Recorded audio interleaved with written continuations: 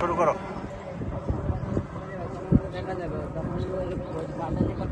বলো। এখন আমরা আছি মুন্সিগঞ্জের কলবাড়ি এলাকায়, যেখানে অধিকাংশ নীলডুমুর, বর্তমানে নীলডুমুরে এখানে অধিকাংশ কাঁকড়ার প্রজেক্ট। আমাদের ক্রিকেটার সাকিব আল হাসানের কাঁকড়ার প্রজেক্ট এই অঞ্চলে অবস্থিত, যেটি বর্তমানে বন্ধ আছে। আমরা এখন বিভিন্ন কাঁকড়ার প্রজেক্ট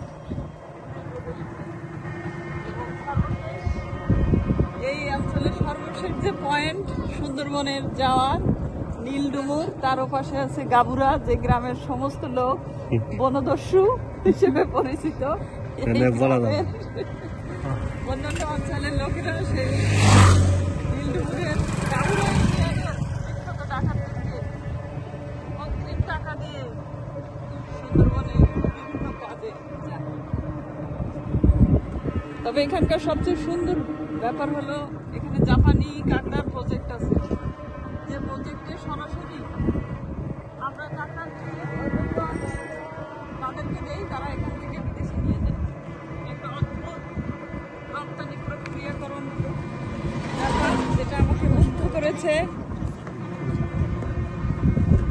এই জাপানি প্রজেক্টগুলোর জন্য এই অঞ্চলের অর্থনৈতিক টাকা সচল আছে। সরাসরি বিদেশি ইনভেস্টমেন্ট, যেটা দেশের আঞ্চলিক অর্থনীতিকে সচল রেখেছে। আমরা এখানে